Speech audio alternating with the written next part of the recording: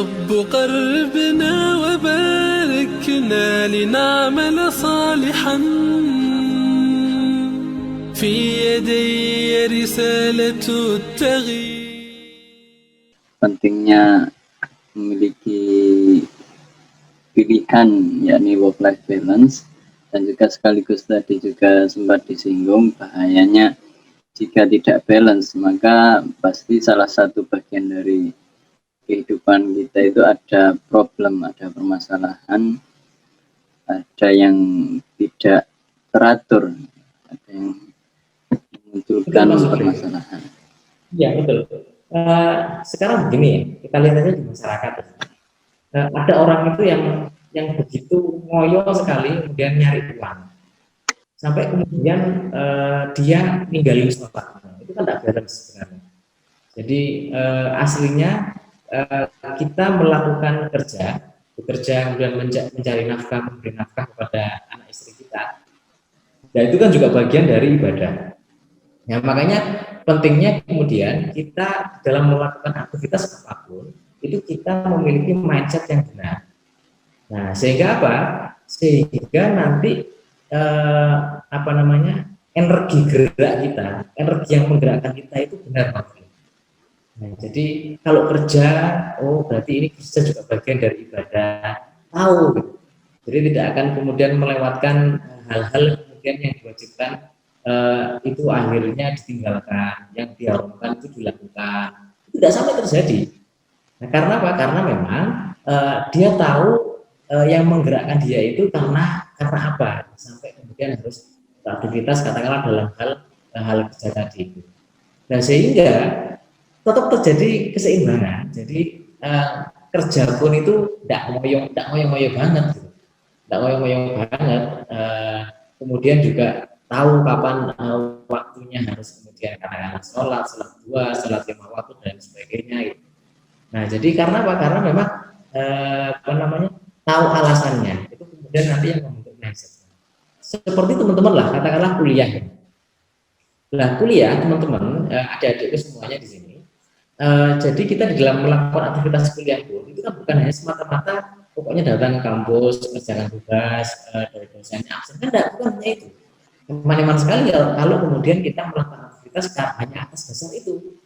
Jadi yang lebih penting lagi itu kan juga bagian dari kita beribadah, bagian dari kita thalabul ilmi, juga mungkin merupakan bagian dari birrul walidain, berbuat baik dan juga nyenengke atau membahagiakan orang tua kita. Nah, jadi dari sana kemudian itu mindset yang menggerakkan kita teman-teman semuanya. Dan tahu akhirnya, oh kapan waktunya harus sholat, kapan harus kerja, kapan kemudian harus istirahat. Gitu. Karena juga menyadari betapa penting setiap menit dan detik yang dimiliki oleh kita. Nah, jadi gitu, Mas Mufli.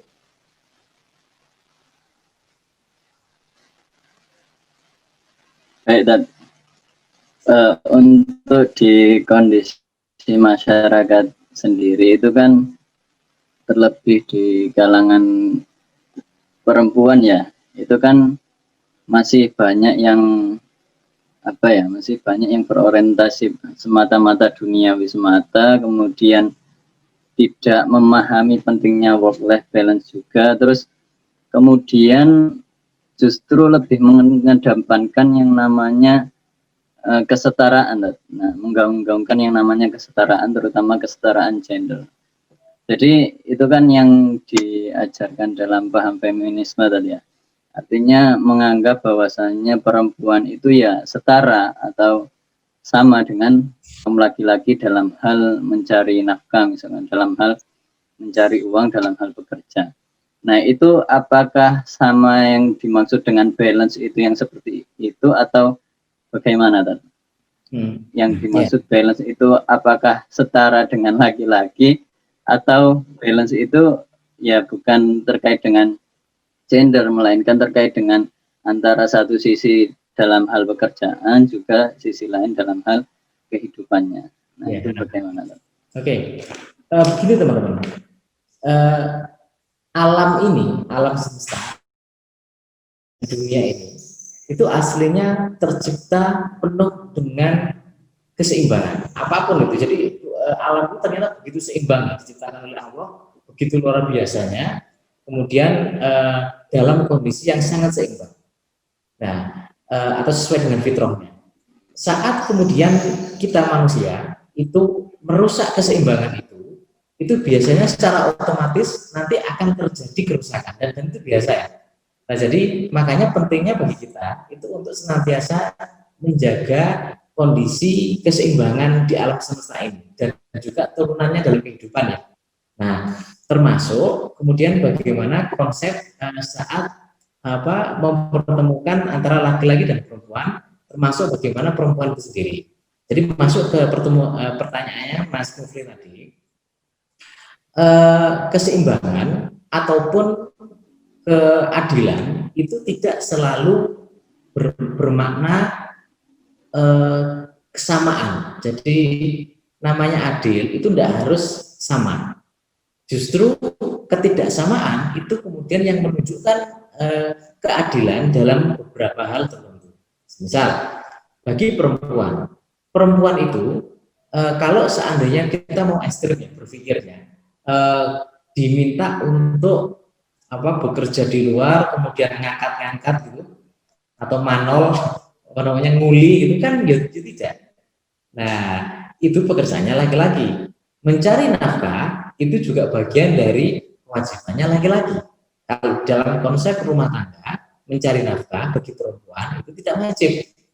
Nah, jadi cuma kalau memang si istri katakanlah pintar mengelola keuangan, nah, dan itu menjadi sedekah tersendiri bagi si istri. Nah, di dalam konteks hubungan suami istri nanti itu sudah diatur mana kemudian yang menjadi hak dan kewajiban suami dan mana kemudian yang menjadi hak dan kewajiban si istri. Nah, saat tidak ada kesepahaman atau tidak ada atau katakanlah mindset yang keliru lah gitu, terhadap hak dan kewajiban ini, nah yang terjadi apa teman-teman? Ketidakseimbangan. Nah, berarti apa? Kalau terjadi ketidakseimbangan, pasti kemudian nanti mengarah kepada kerusakan, teman-teman. Jadi semisal nih, nah sedikit ya, saya ulas tentang kehidupan suami istri. Suami itu salah satu kewajibannya itu adalah mencari nafkah. Nah, bagi perempuan, si istri itu tidak kemudian wajib mencari nafkah. Seandainya si istri nanti tidak bekerja, tidak masalah. Justru memang yang utama atau puncak karir bagi seorang istri itu adalah saat dia bisa menjadi permaisuri di rumahnya. Itu puncak karir ya, maksudnya ibu rumah tangga. Terus apakah kemudian boleh bekerja? Ya boleh saja, sepanjang yang memang disitu menjadi kewajibannya itu tidak terlalaikan bagi sang istri. Nah, kemudian bagaimana jadinya kalau kemudian si istri menuntut, loh, aku mau ngurus anak, kemudian aku pengennya bekerja. Nah, disitulah teman-teman. Jadi itu kan sebenarnya guidance atau panduan yang sudah diberikan Allah kepada kita untuk yang di situ memang menyesuaikan posisi kita sebagai manusia. Jadi seperti saya sampaikan tadi ya, betapa kasihannya si istri jika seandainya kemudian dia harus mencari nafkah di luar, angkat-angkat, karena itu sebenarnya adalah merupakan kewajiban dari laki-laki. Nah, dan kebetulan kita di Andalusia itu kita juga ada biro psikologi ya, dan kita lumayan sering teman-teman itu menerima konsultasi pernikahan juga. Jadi ada beberapa pola kesamaan dari beberapa permasalahan pernikahan yang kita tangani ya di biro kami. Itu memang diantaranya itu karena memang kurangnya visi, ini polanya ya, pola kesamaannya itu kurangnya kepemahaman terhadap visi yang nanti ingin dicapai dalam kehidupan berumah tangga. Makanya penting untuk teman-teman semuanya saat kemudian ingin berkeluarga itu harus dibentuk dulu visinya. Itu keluarga itu mau di mana, mau diajak, mau dibawa ke arah mana, dan harus ada kesepakatan. Nanti jika ada ketidaksamaan, itu aturan mana kemudian yang disepakati. Nah itu penting teman-teman. Nah sehingga nanti apa? Kita dalam menjalani kehidupan berumah tangga nanti enak. Nah kalau kita punya visi agama, visi kemudian bagaimana bersama-sama masuk surga, nah itu akhirnya permasalahan kerikil-kerikil kecil itu otomatis bisa teratasi lah. dengan begitu mudah. Nah, jadi itulah kemudian yang saya maksudkan dengan keseimbangan, di mana hak dan kewajiban antara laki-laki dan perempuan itu memang ada porsinya sendiri-sendiri. Nah, kemudian tidak harus semuanya sama. Gitu. Jadi saya pribadi termasuk yang memang kurang suka kemudian dengan pandangan persamaan gender. Jadi bagaimana menganggap bahwa memang laki-laki dan perempuan sama dalam semua hal, tidak. Jadi memang ada kesamaannya, tetapi memang ada beberapa hal itu yang tidak sama. Yang di situ ketidaksamaannya justru kemudian menunjukkan keadilannya sesuai dengan kondisinya. Perempuan itu diciptakan seperti itu, sementara laki-laki tidak diciptakan itu dan laki-laki harus begitu. Nah, jadi justru itu kemudian yang nanti akan mendatangkan kebaikan bagi kedua belah pihak. Nah, jadi begitu Mas Mufli. Baik, tadi. Nah, tadi kita sudah memahami bahwasannya pentingnya balance, terus kemudian dampak ketika hidup kita tidak balance, dan juga kita sudah memahami bahwa berbeda antara balance dan juga sama dalam segala hal. Nah, di sini kan kita masing-masing dari kita dan teman-teman semua kan masing-masing memiliki kesibukannya masing-masing. Kalau mahasiswa mungkin sibuk dengan tugas-tugas. Kalau yang sudah berkeluarga ya sibuk dengan keluarga, bekerja. Terus untuk kita sebagai muslim kan meskipun kita mahasiswa ataupun sudah bekerja, itu kan tidak hanya aktivitas duniawi saja yang bisa kita lakukan, melainkan ada sisi aktivitas dakwah yang orientasinya adalah akhirat kita. Nah, berdasarkan pengalaman Ustadz Andres yang ini pernah banyak memiliki bisnis hingga sekarang lebih dari satu bisnis yang dijalankan, terus kemudian masih aktif juga dalam aktivitas dakwah. Ketika kita memahami pentingnya work-life management ini, work-life balance ini, yang kehidupan ini tadi tidak hanya kehidupan duniawi tapi juga aktivitas dakwah. Sekarang bagaimana caranya Ustadz agar kita itu bisa menerapkan yang namanya work-life balance tadi, termasuk aktivitas di dalamnya aktivitas dakwah? Ya, dan begini teman-teman semuanya. Tadi sudah saya sampaikan bahwa memang kita itu banyak sekali yang harus kita tuntaskan, banyak sekali kemudian yang harus kita selesaikan di dalam kehidupan ini. Nah, kemudian kita nanti mau bergerak itu kan memang selalu ada persepsinya, dan ini persepsi ini begitu penting sekali teman-teman. Jadi persepsi itu masya Allah itu luar biasa, atau pemikirannya atau fikroh lah. Itu ternyata begitu dahsyat pengaruhnya terhadap diri seseorang. Nah, dan kita itu pertama memang harus berangkat dari sebuah persepsi yang betul dulu. Jadi saya pernah baca itu tentang neuroscience ya. Jadi brain neuroscience itu ada konsep pembahasan terkait dengan brain plasticity. Jadi bagaimana otak manusia itu modelnya digambarkan itu semacam bisa kinerjanya itu kan otak itu luar biasa. Nah, kemudian saat seseorang itu sudah beranggapan bahwa dirinya itu tidak bisa, dan itu ternyata pengaruhnya besar sekali. Jadi pengaruh di dalam hal menggerakkan otaknya dan menggerakkan tubuhnya.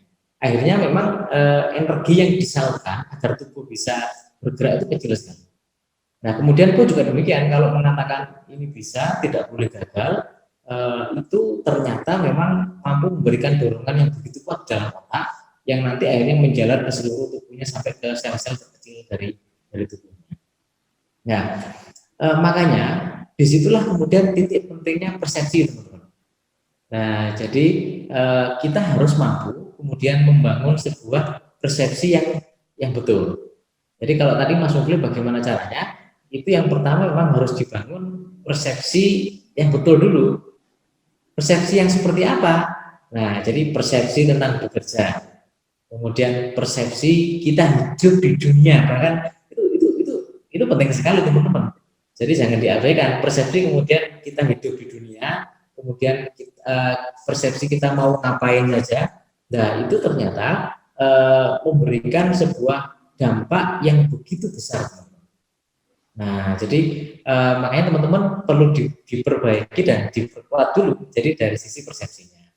Nah, setelah dari persepsi itu nanti kita mengarah kepada actionnya. Jadi mengarah kepada aksinya, teman-teman. Nah, jadi aksinya teman-teman itu kan mau ini, mau itu tergantung persepsinya dulu. Yang pertama contohnya begini, terkait dengan dakwah. Dakwah itu kewajiban. Nah, jadi namanya kewajiban itu berarti harus di teman-teman laksanakan tuh. Jadi kewajiban itu bukan hanya kewajiban dari dakwah, itu bukan hanya menjadi kewajiban dari Pak Yai ya, tetapi dakwah itu juga menjadi kewajiban dari semua muslim. Jadi semampu kita, dan peluang untuk dakwah itu kita kan gampang sekali teman-teman semuanya. Nah, berbisnis itu pilihan. Nah, jadi pilihan itu bagian dari mencari nafkah, teman-teman.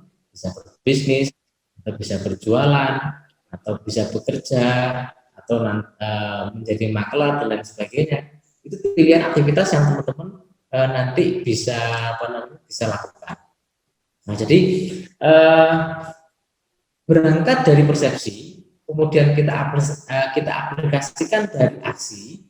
Nah, itu kemudian nanti saling hubungan itu timbal balik, teman-teman. Timbal balik itu maksudnya semisal nih saya mau berbisnis ya, teman-teman ya. Nah, bisnis kita buka satu bisnis lah, kemudian berjalan dengan baik. Karena bisnis itu kan tidak gampang loh. Ada naik, ada turun, ada buka, ada tutup, kemudian harus strategi A, strategi B. Jadi memang banyak variabelnya. Kemudian bikin kita down, bikin kita semangat, ya itulah ya kehidupan ya. Jadi teman-teman bisa bayangkan kalau seandainya tidak didukung dan tidak diawali dengan persepsi yang betul gitu. Nah, itu gampang sekali kemudian down. Efeknya apa? Efeknya itu saat kemudian bisnisnya sudah mulai besar itu menyita tenaga dan pikiran dan lain sebagainya, semuanya kesedot. Nah, di titik itu kemudian nanti biasanya akan terjadi ketidakseimbangan. Nah, itu kemudian yang mulai titik bahayanya, teman-teman. Nah, jadi makanya teman-teman perlu tuh untuk memperbaiki persepsi, kemudian juga nanti memperbaiki secara aksinya. Nah, kemudian ada yang penting lagi, teman-teman. Itu ada yang namanya nanti kolaborasi. Nah, kolaborasi itu penting. Kenapa penting? Karena kita ini tidak bisa hidup sendirian, teman-teman. Jadi kita itu butuh kemudian orang lain yang memang di situ bisa istilahnya itu memperkuat kita. Kalau dalam tataran katakanlah bisnis itu ya, teman-teman ya, itu kan biasanya yang sangat terkenal itu biasanya ada semacam coach atau kemudian mentor bisnis. Itu tujuannya untuk apa? Itu sebenarnya untuk membantu kita mengarahkan. Jadi mereka itu kan orang yang punya ilmunya tuh, orang yang sudah punya pengalamannya. Jadinya apa? Tahu, oh jalan itu ke sini, ke situ. Kalau mentor itu lebih banyak mengarahkan ke sini, ke situnya, membimbing ya. Kalau coach itu hanya panduan umum saja, sementara kita yang bergerak sendiri. Nah, itu sebenarnya harga dari ilmu dan pengalaman, teman-teman. Jadi seandainya teman-teman tanpa mentor, tanpa coach itu harus berjalan ke sebuah titik tujuan, itu butuh waktu 10 tahun, tapi dengan bantuan mentor dan coach itu teman-teman katakanlah bisa mencapai itu dalam cukup waktu 1 tahun saja, karena tidak perlu muter-muter.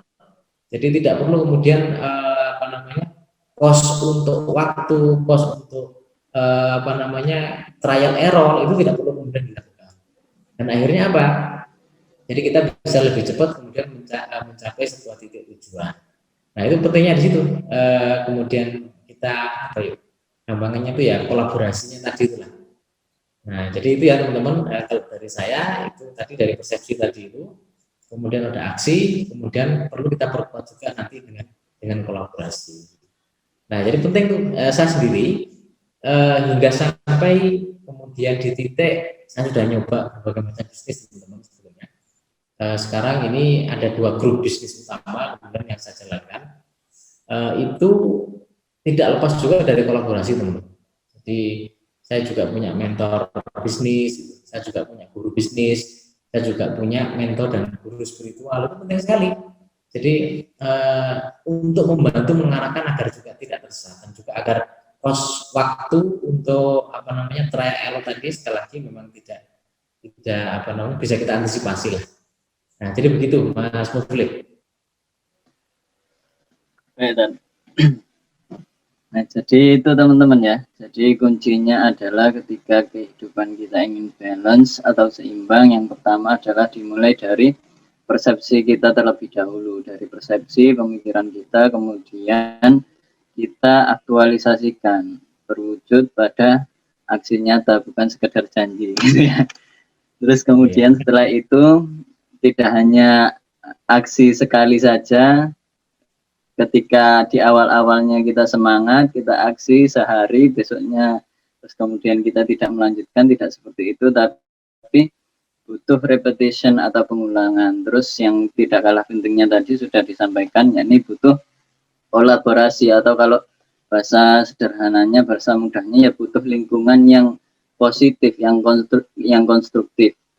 Nah, jadi intinya di Ukhuwah ID ini mengadakan kajian tiap pekan adalah bagaimana mengajak teman-teman semua untuk bergabung dalam lingkungan yang positif, yang membangun. Kemudian kami juga dari panitia ini nanti menawarkan ke teman-teman ada program ngaji intensif, yang mana di sana nanti akan membahas semua ajaran Islam, baik mulai dari akar, dari yang paling dasar, yang mana di sana dibahas terkait dengan persepsi-persepsi, pemahaman-pemahaman, pemikiran tentang yang tadi sempat disinggung. Sebenarnya apa sih tujuan kita hidup di dunia? Nah, itu juga nanti akan dibahas di lebih lanjut, lebih mendalam di dalam agenda kajian ngaji intensif yang nanti akan dihubungi dari admin nanti. Nah, alhamdulillah semuanya sudah kita bahas pada malam hari ini. Kita sekarang sudah menginjak pada penghujung acara. Sebelum kita akhiri, saya mohon untuk Ustadz Andres bisa menyampaikan closing statement-nya. Ya, ini ada 2 poin mungkin ya teman-teman yang ingin saya sampaikan. Jadi yang pertama itu tentang filosofi salam. Jadi kita itu mungkin sudah terbiasa mengucapkan salam. Assalamualaikum warahmatullahi wabarakatuh. Itu saya mendapatkan bacaan yang menarik saat kemudian dibahas tentang filosofi salam ini. Nah, ternyata ada filosofi menarik yang memang di situ bisa kita jadikan pelajaran kehidupan. Jadi untuk bisa selamat, jadi kenapa kemudian di situ disebutkan kata rahmah dulu, jadi warahmatullahi, kemudian baru disebutkan kemudian kata barokah atau berkah, warahmatullahi wabarakatuh. Artinya apa? Rahmah itu terjadi lebih dahulu daripada keberkahan. Rahmat itu kan kasih sayang dari Allah atau pemberian dari Allah. Maksudnya bagaimana? Kita itu teman-teman, manusia itu diberikan oleh Allah begitu banyak rahmat. Tetapi tidak semua orang itu mampu membawa rahmahnya itu menjadi sebuah keberkahan. Contohnya bagaimana? Contohnya begini. Ada orang yang diberikan katakanlah sama-sama umur, umur lah gitu. Ada umurnya sampai usia katakanlah 63 tahun. Ternyata dari umur itu ada yang orang mengisinya sehingga mengantarkan kepada keberkahan Allah. Ada justru yang sebaliknya, saat kemudian diisi umurnya itu dengan aktivitas yang justru kemudian menjauhkan diri dari Allah. Katakanlah contoh yang lain, uang. Nah, ada orang yang dikasih uang, itu kan pemberian tuh, rahmat dari Allah. Ada orang yang dikasih uang, itu ternyata menggunakan uang itu dengan sebaik-baiknya. Jadi memenuhi kewajiban dia kepada keluarganya, istrinya, gitu, memberikan nafkah, bersedekah, dikasihkan kemudian juga ke orang tua. Nah, itu kemudian yang mengantarkan kepada keberkahan.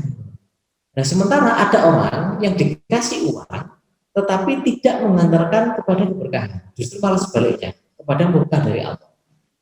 Nah, pun juga ilmu pun juga demikian. Kemudian mobil, katakanlah begitu juga demikian. Ada orang yang mobilnya itu digunakan di jalan Allah, digunakan untuk katakanlah beribadah, memenuhi kewajiban dia sebagai di dalam konteks keluarga. Ada kemudian orang yang diberi rahmat oleh Allah berupa mobil, tetapi kemudian di situ justru banyak digunakan untuk kemaksiatan. Nah, sebaliknya bukan malah kemudian menuju kepada keberkahan atau keselamatan, tetapi justru itu menuju kepada keberkahan Allah. Nah, jadi teman-teman yang sudah dikasih kesempatan studi, katakanlah begitu, di Malang atau dimanapun itu berada, nah gunakan itu sebaik-baiknya teman-teman, termasuk usia. Agar apa? Agar kemudian bisa kemudian kita gunakan untuk menjemput keberkahan dari Allah. Nah, jadi tadi Mas Mufli saat kemudian disampaikan di dalam komunitas ini, tadi saya menyampaikan pentingnya kolaborasi ya teman-teman. Kita tuh perlu dalam kehidupan itu kita tidak bisa kemudian sendiri untuk mempercepat. Ini bisa saja, tapi butuh waktu yang lama. Kebaikan pun itu kalau itu kan kebaikan itu kan menular, kejahatan itu juga menular teman-teman. Teman-teman itu kalau mendekat dengan kalau di dalam kota Arab itu mengatakan dengan penjual minyak wangi kena wanginya, kalau dengan pandai besi ya kena baunya juga. Nah, jadi lingkungan itu juga penting, kolaborasi dari mentor, kemudian juga atau kita sama-sama berbuat kebaikan itu juga pengaruhnya penting. Nah, sisi pentingnya lagi itu adalah kemudian kalau menurut bukunya penelitiannya Carol Dweck itu sekitar 30 tahunan lalu itu bagaimana kita memang membentuk diri menjadi sosok secara mindset ya, tadi saya sudah sampaikan persepsi itu mindset kita itu adalah memang memiliki mindset yang growth mindset, lawan dari fixed mindset.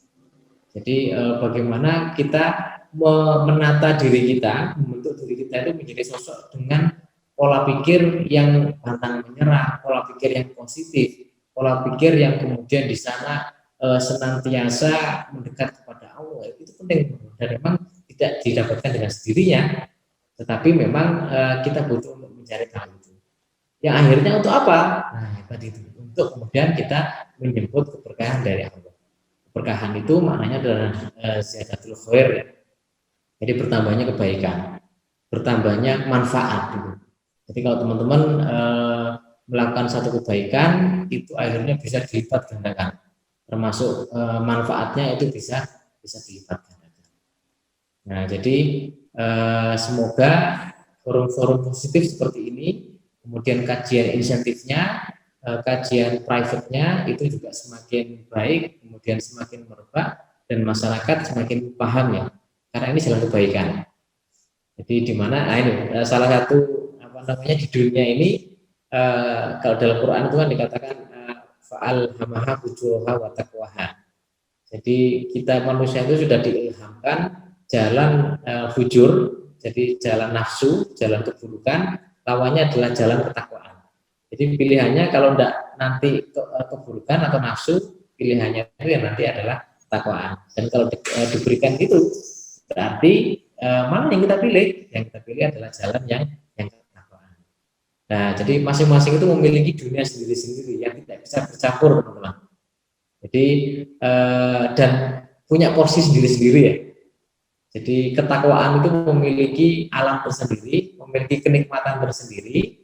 Kemudian jalan fujur, jalan nafsu itu juga punya alam tersendiri, punya kenikmatan tersendiri. Ada kenikmatan yang memang cuma memang di situ kenikmatan yang menyesatkan ya. Jadi bukan kenikmatan yang sebenarnya, tapi memang hanya kenikmatan yang semu saja. Nah, semoga semoga ke depan semakin intens aktivitas-aktivitas positif yang mengajak kepada ketakwaan, dan jika kemudian di sana kita mendapatkan tawaran, itu kan sebenarnya bagian dari pengembangan diri kita, teman-teman. Saya pribadi itu saya termasuk tipikal pembelajar, teman-teman.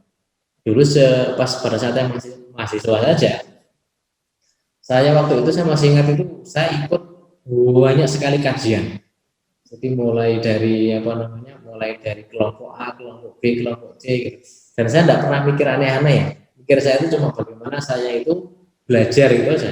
Belajar dan pasti akan ada banyak kebaikan yang bisa saya dapatkan dari sana.